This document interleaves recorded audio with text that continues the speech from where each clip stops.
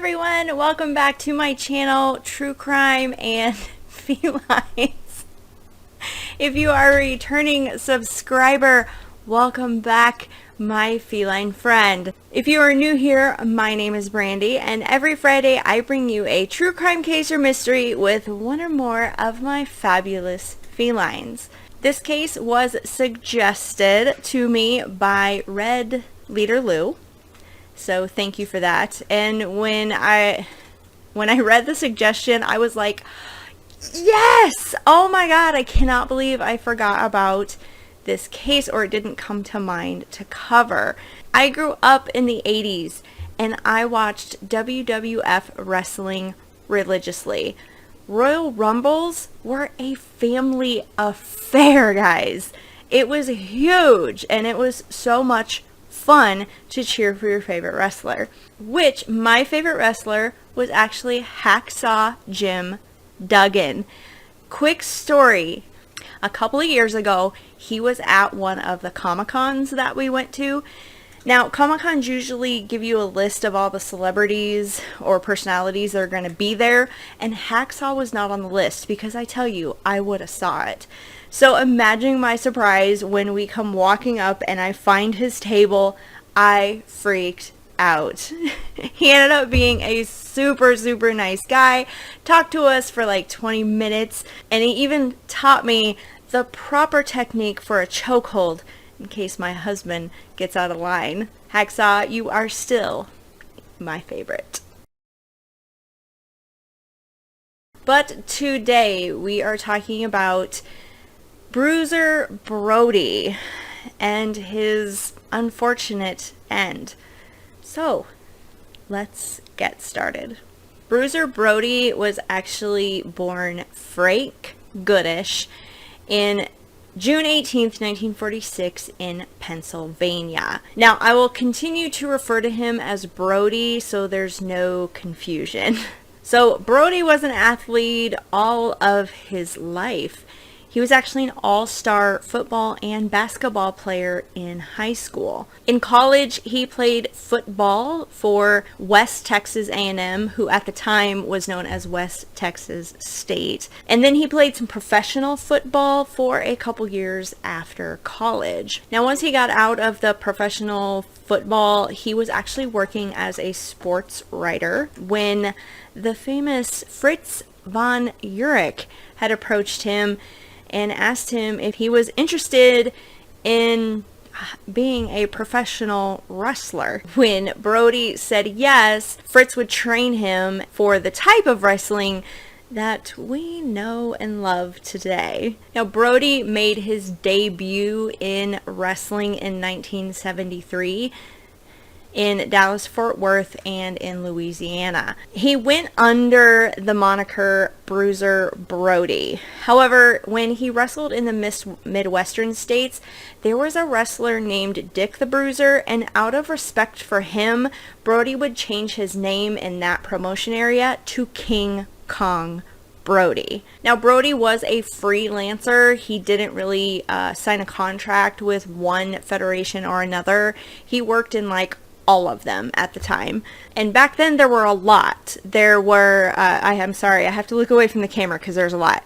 There's the American Wrestling Association, the Central States Wrestling, the Southwest Championship Wrestling, and the Worldwide Wrestling Federation, WWWF,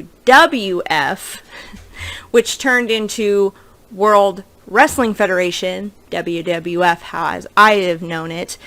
And in 2002, that then changed the name again to World Wrestling Entertainment, which is the WWE today. Now, Brody would use a variety of names until he really landed on Bruiser Brody. So there was King Kong Brody. He would even wrestle under his real name, Frank Goodish, the Masked Marauder, and Red River Jack, depending on where he was wrestling and where it fit the most. But he was most well known as, of course, Bruiser Brody. Now, Brody was a big guy. He stood at 6 foot 8 inches and he weighed approximately 300 pounds. Big guy. and very intimidating. In 1976, Brody challenged the current WWF champion Bruno Sammartino, but unfortunately Bruno would best him in that match. In 1985, Brody wrestled outside the United States in a short stint in Japan with the New Japan Pro Wrestling Federation, but most of his matches would end up in disqualifications or no contests. So he really didn't fit over in Japan, and they ended up just parting ways. So in 1987, he went down to Puerto Rico and he started wrestling with the World Wrestling Council. Do you have all these names? Because there's probably going to be a quiz later. So we all know by now that this type of wrestling, well, some people will say fake, but in reality, it's scripted entertainment, right?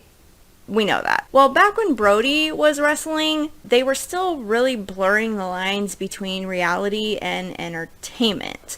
The curtain hadn't been pulled back, so to speak.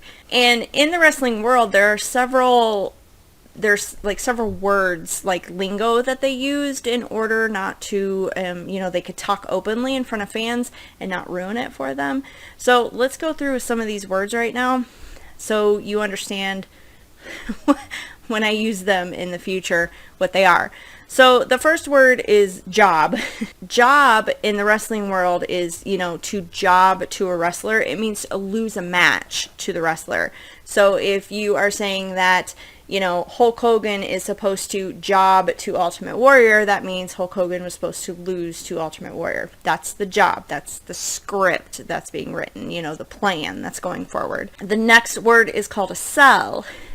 This is where, this is the reaction that a wrestler would do to make it appear believable and legitimate to the audience. So for example, if a wrestler had another one in the corner and he's, just hitting, the other wrestler being hit is, he's reacting like it's just, he's being beat down, selling to the audience that, these interactions are really happening. The next word is work. To work a match is where you're actually following the script or the plan for that match, or you're inciting the crowd for a response. You're working the crowd. And then my favorite is screw job. So a screw job is a unfair or controversial finish to a match. And there's two types of screw jobs. There is the worked screw job, which is actually scripted and planned out to make it look like a wrestler lost a match unfairly or by outside circumstances in order to, rile the crowd up or to extend a storyline already going in progress. But there's also what is called a shoot screw job, and that is an unscripted, unplanned, somebody at the top told the referee, the other wrestler, you name it, to go off script and actually make a wrestler lose a match who really wasn't expecting it to happen. So basically, the losing party isn't told what's going to happen. Now, the best example of a shoot screw job was in 1997 called the Montreal screw job, and it was between Shawn Michaels and Bret the Hitman Hart. Bret was the current WWF champion at the time, and Shawn Michaels was challenging him to that. Now, behind the scenes, what was actually happening is that Bret had signed a contract to go over to the WCW Federation to start wrestling, and he was leaving the WWF. And the head of the WWF, Vince McMahon, did not want Bret leaving the Federation with the title. That there was kind of this sort of, known tradition that if a champion is going to leave, that they, will lose the match or, pass their title on to somebody else. However, Bret didn't want to lose the match, to Shawn Michaels. And so there was an issue between Vince McMahon and all that, and it just exploded. So what happened is before the match, the referee of the match was pulled aside, and he said, Shawn Michaels is going to put Bret the Hitman Hart in a wrestling move, a submission wrestling move called the sharpshooter submission move. It's also known as the figure 4 leg lock. And you're going to ring the bell regardless if Bret submits or not. And then it'll be over and, Shawn has the title. So the match proceeded. Shawn put Bret in a figure 4 leg rock, the sharpshooter submission, and the bell rang, leaving Shawn Michaels as the winner and the new championship. But anyway, that is the lingo. Again, do you got this lingo down? Because there's going to be a quiz. So back to Brody. Okay, so throughout his career, Brody was known to have feuds and issues with both other wrestlers and the promoters, bookers, and organizers of the actual federations. A lot of it stemmed over his paycheck, and a lot of it stemmed from his attitude and how he felt about you. So it was well known that if Brody liked and respected you as a fellow wrestler, that he would play the part, follow the script, he would, work in the match with you. But if he didn't like you as a wrestler or a person, he was known to actually be a bit brutal in the ring and beat the crap out of you, for real. Now, Brody had a reputation of refusing to lose matches, to other wrestlers, and that was due to because a wrestling persona is like a brand, and if you are known as this kind of brutal, beat the crap out of, win every match, and then you lose a couple matches, fans start to kind of sway on whether they still like you or not. And he did not want that to happen. Brody also, if he didn't respect you, he would refuse to sell while in the ring. He refused to, react or act like something was really hurting him. And this happened more with a wrestler named Invader 1, whose real name was actually Jose Gonzalez. Jose and Brody had sort of this history going on that Brody would never sell to him in the ring, and of course never lose a match to him, and he was actually known to beat the crap out of him a lot. Brody was very vocal about how he felt about Jose and stated he felt he was a punk, and so they just never got along. Now, as far as Brody pushing the envelope with bookers, promoters, and organizers of the Federation, there is one time he had a match with Lex Luger.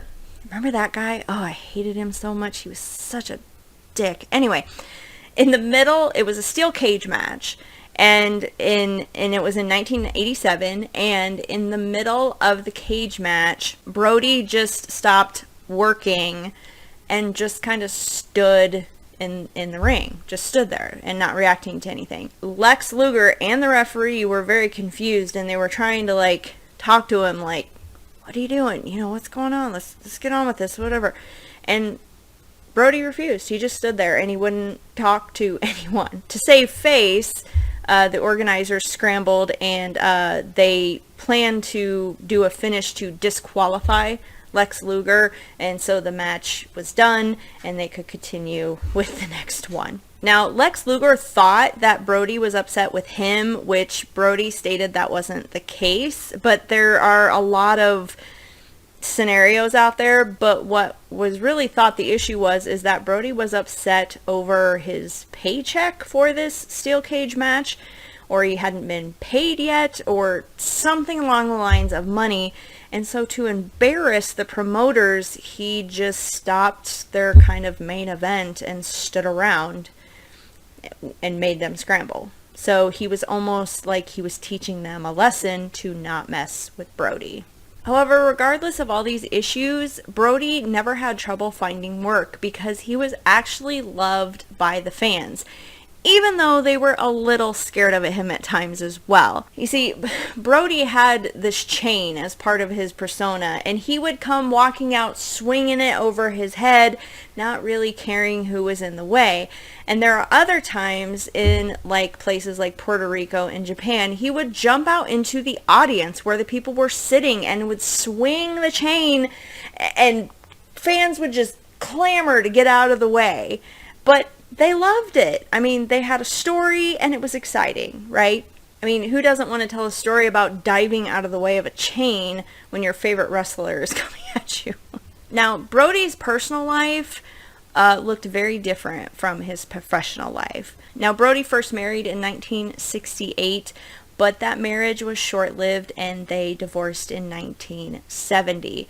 Brody would remarry to his wife Barbara in 1972, and they were together until Brody's death. Now, Brody's professional wrestling persona, he was brutal and uncontrollable and frustrating to deal with. However, Barbara would state that when Brody was home and he was Frank, he was completely opposite from that persona. He was quiet, intelligent, and caring, and gentle. He never lost sight of who Frank really was throughout this whole thing. Brody and Barbara had a son named Jeffrey in 1980, and Barbara stated after Jeffrey was born, Frank became even more caring and gentle, and him and his son had a very close relationship. Barbara would state that when she dropped Brody off at the airport, that she would actually see his transition from Frank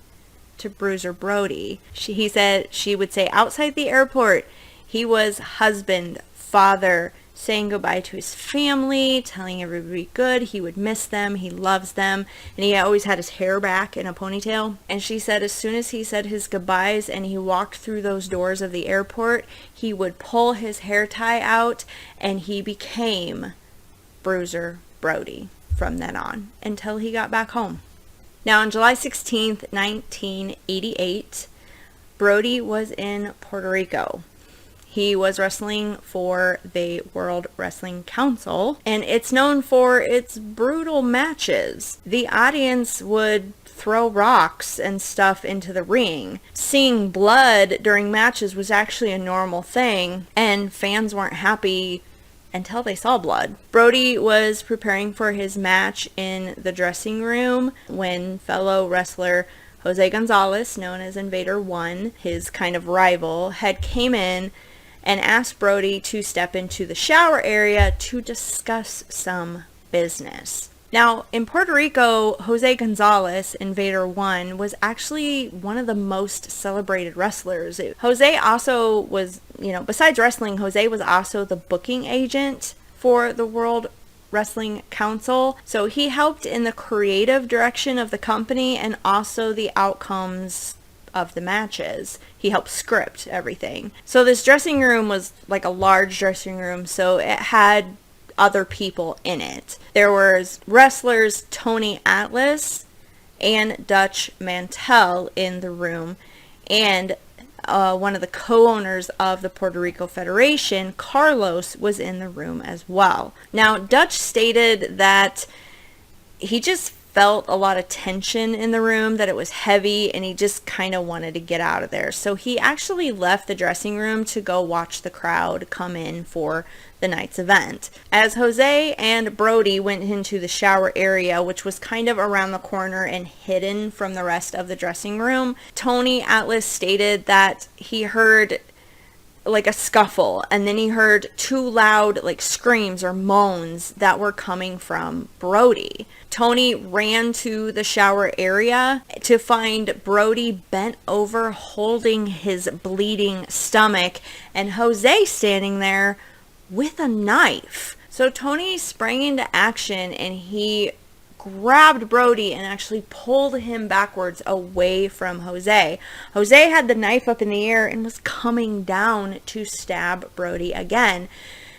Tony said that he was able to pull Brody away, but the knife had hit Brody's hair and actually cut off his ponytail, and that's how sharp the knife was. Now, Carlos, the co-owner of the Federation had jumped up, sprang into action as well, and actually was holding Jose in the shower and keeping others away from him. Now, Dutch, who was standing kind of outside the dressing room watching the crowd, had heard yelling and screaming going on, so he comes back to the dressing room. He stated that's where he sees Brody lying on the floor bleeding, holding his stomach, and at some point Carlos had come over and was telling Brody, "We're going to get you help." And Brody responded with, "Just take care of my family." At this point, Jose had come out of the shower area. He was covered in blood, had the knife, and they say that his shirt was ripped.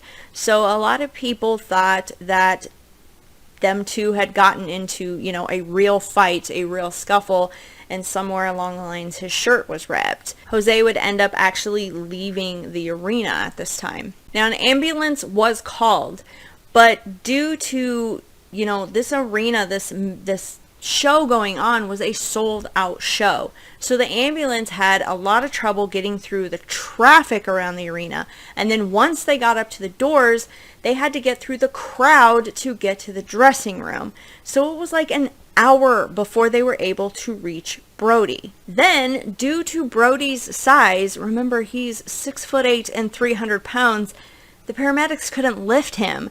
So Tony Atlas had to actually lift him up, put him on the stretcher, and help the paramedics get him out to the ambulance. They finally arrived at the hospital, but the complications weren't done. Tony stated that they were waiting forever, and so when Tony was trying to get a doctor in there, he was told, look, stabbings in Puerto Rico is like somebody getting a cold in the United States. So when we have a free doctor, that's when he's going to get to your friend. Well, Tony didn't like that answer. So what he did is he grabbed the first doctor he saw, actually picked this doctor's up, put him over his shoulders, and took him to Brody's room, sat him down in front of Brody, and said, "Take care of him." Of course, the doctor was a little shaken, so decided to check Brody out. The doctor examined Brody and realized that his intestines were actually outside of his body, and so they scrambled right away to get him into surgery, finally. Now, he was in surgery for about half an hour, 45 minutes, when the doctor came out and informed Tony that they were able to stabilize Brody. They were able to get his intestines back inside his body, stitch him up. But the problem is that he had 2 slash wounds on his stomach area, and one had actually lacerated his liver. So it was going to be touch and go for the next 24 hours. Now, Tony was getting word that he needed to return back to the arena because even after all this, they didn't cancel the show and it was sold out. And Tony was to be in a match with the Iron Sheik. So Tony made his way back to the arena, and while he was in the dressing room, he started talking to a police officer that was there. Now, the police officer would ask him, "Did you see the fan that did this to Brody?" Of course, Tony was confused because he's like, "What are you talking about, fan?" The police officer told him that everybody in the dressing room and any witnesses at the arena stated that Brody was walking to the dressing room and a crazed fan had stabbed him. Tony was shocked. And to further his shock, he looked around the dressing room at everybody in there and he saw Jose Gonzalez. Apparently at some point, Jose had returned to the arena, freshly showered, fresh clothes, and he was just sitting in the dressing room like nothing was going on, even though there's still blood everywhere from Brody and everything, because now it's a crime scene. Tony pointed to Jose and told the police officer, "There was no crazed fan. That man right there, that man, Jose, he's the one that stabbed Brody." At that point, Tony had to go out to his match and fight the Iron Sheik. So in a huff, he had left to get this match over with so he could get back to the hospital to his friend. Tony said that when he got into the ring and the bell rang to start the match, him and Iron Sheik first got into a headlock. You know, the headlocks they do. And the Iron Sheik had gotten word that some crazed fan had stabbed Brody, and while in the headlock, they had this short conversation where Iron Sheik was like, "Oh, damn fans are brutal," and Tony had told him it was no fan, Jose Gonzalez, stabbed him.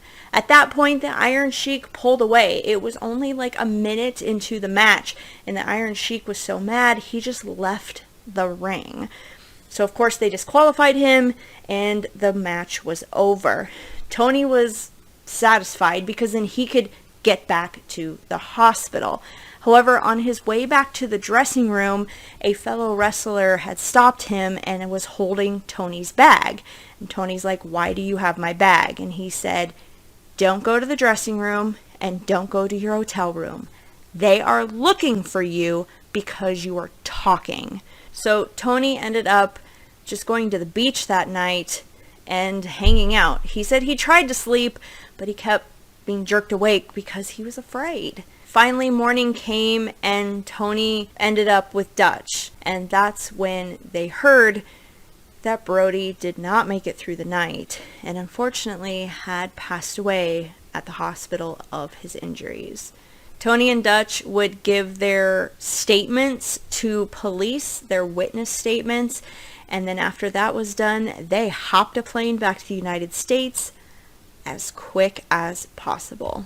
Now, Jose Gonzalez would be arrested 3 to 4 days later based on Tony and Dutch's witness statements saying that he's the one that stabbed Brody, when everybody else, including Carlos, the co-owner, was telling the police that a crazed fan did it.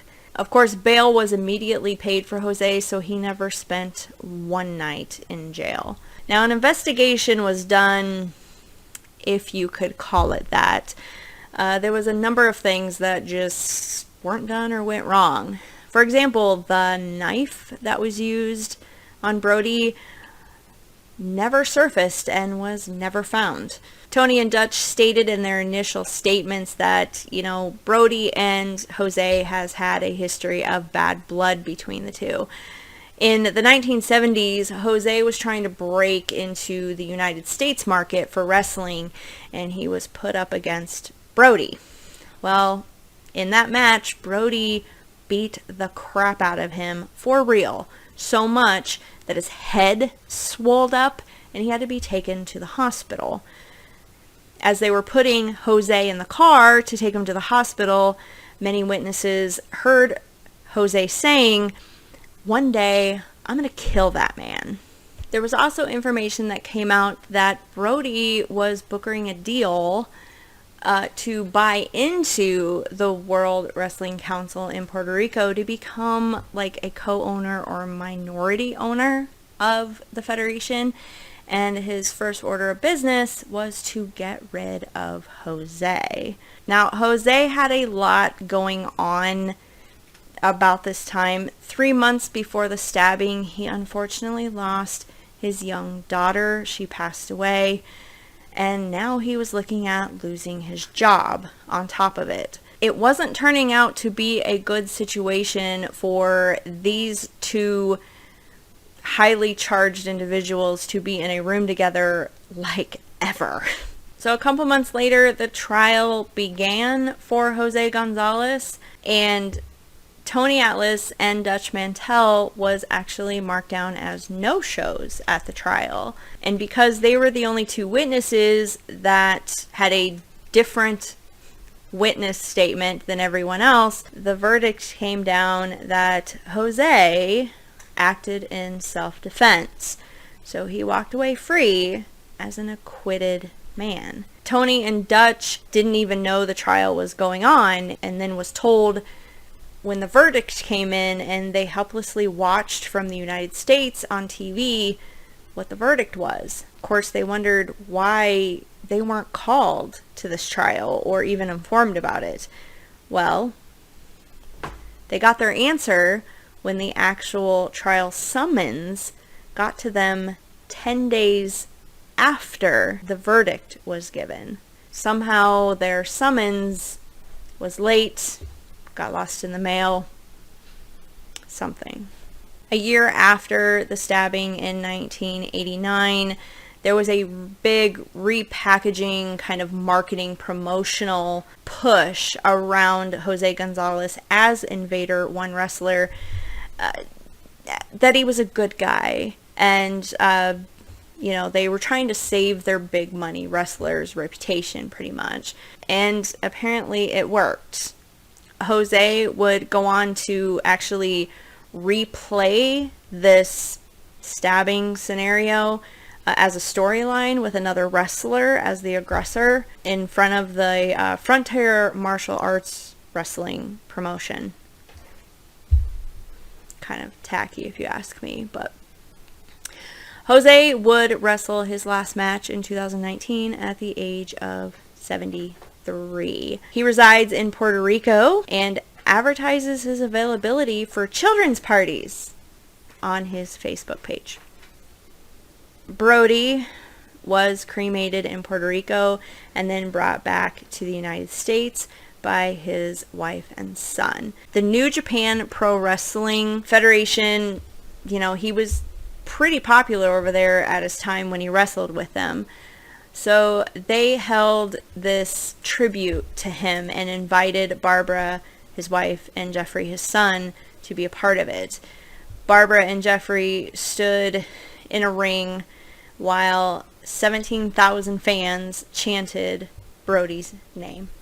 Brody is still beloved by many fans to this day, he included, even though he was not in the WWF at the time that I watched it. I knew of him because he made an appearance every now and then, but he was never a villain to me. He was just fun to watch.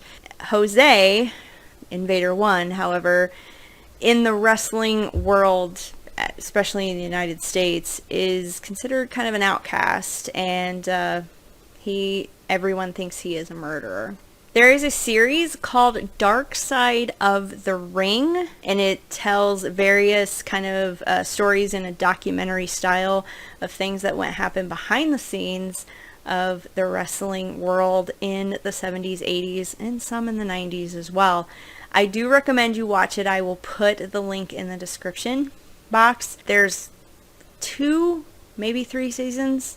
But it's a good watch, especially if you were a fan like I was, or still as a fan. It's very interesting. And some of the stories are pretty wild. Bruiser Brody is one of the stories, but there are wilder stories out there, including a prostitution ring. So what are your thoughts on this case?